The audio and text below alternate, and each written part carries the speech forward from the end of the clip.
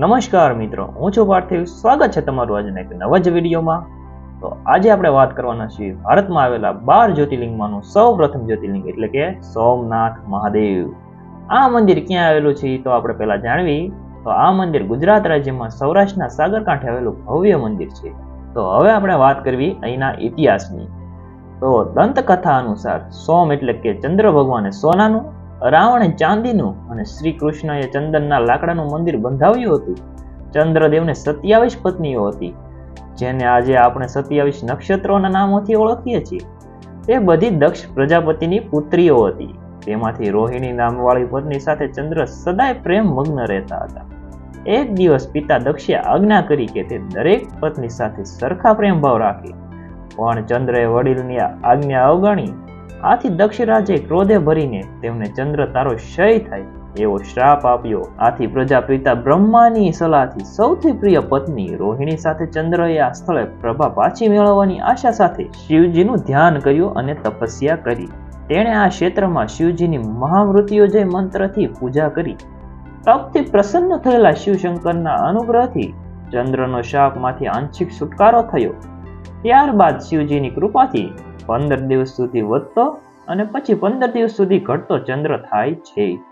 સોમનાથનું મંદિર કુલ 6 વાર લૂંટાણું અને તેને 17 વાર ફરીથી બંધાવવામાં આવ્યું છે.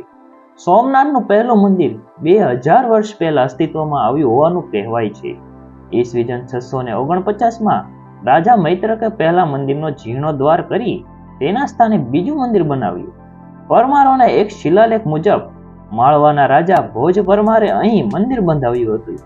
આ મંદિર 13 માળ ઊંચું. મંદિરના દરવાજા હીરા જડિત હતા. તેના ઉપર 14 સુવર્ણ કળશો વિરાજમાન હતા.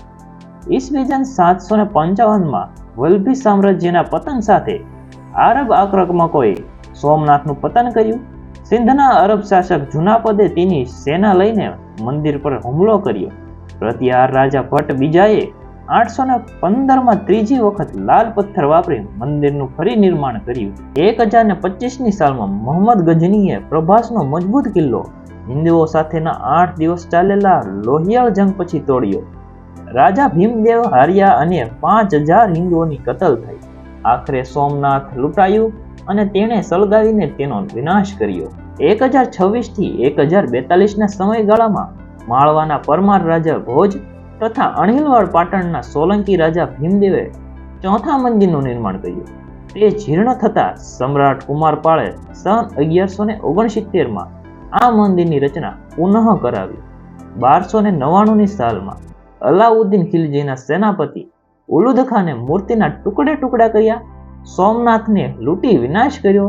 એ પછી રાનવગણ ચોથાએ લિંગની પ્રતિષ્ઠા કરી અને રાજા મહિપાલ દેવે સન 1308 અને 1325 વચ્ચે સમગ્ર મંદિરનો જીર્ણોદ્ધાર કર્યો. 1394-95ની સાલમાં સુલતાન મુઝફ્ફર ખાન બીજાએ તેનો મૂર્તિ સહિત વિનાશ કર્યો. લોકોએ થોડા જ વર્ષોમાં ફરી નવી મૂર્તિ પધરાવી.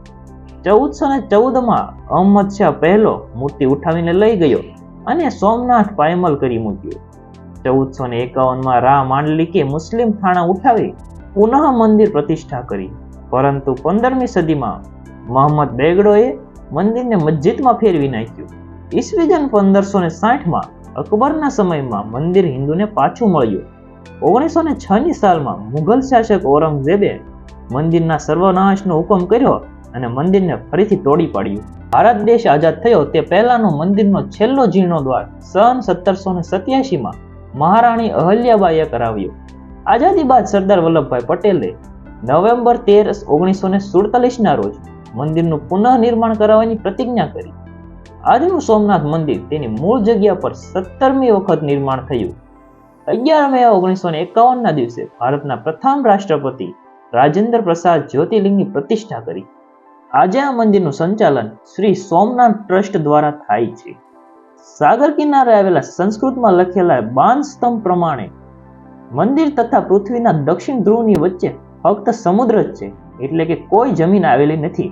અને મંદિર અને દક્ષિણ ધ્રુવ વચ્ચેનું અંતર લગભગ 10,000 કિલોમીટર જેટલું છે. કપિલા, હિરણ, સરસ્વતી નામની નદીનું ત્રિવેણી સંગમ અહીં સોમનાથમાં આવેલું છે. સોમનાથ મંદિરમાં 7:30 થી 8:30 સુધી 1 કલાક સાઉન્ડ અને લાઇટ શો ચાલે છે, જેમાં સોમનાથનો ઇતિહાસ દેખાડવામાં આવે છે. સોમનાથ મંદિરની પાછળ ખૂબ મસ્ત દરિયાકાંઠો પણ આવેલો છે. ત્યાં ઘણા બધા લોકો ફરવા માટે આવતા હોય છે. આજનો આ વિડીયો જો તમને પસંદ આવે તો વિડીયોને લાઈક કરી દેજો, તમારા મિત્રો સાથે શેર કરી દેજો અને આપણી ચેનલને સબસ્ક્રાઇબ ન કરી હોય તો સબસ્ક્રાઇબ કરી દેજો. હવે આપણે મળીએ આગલા વિડીયોમાં.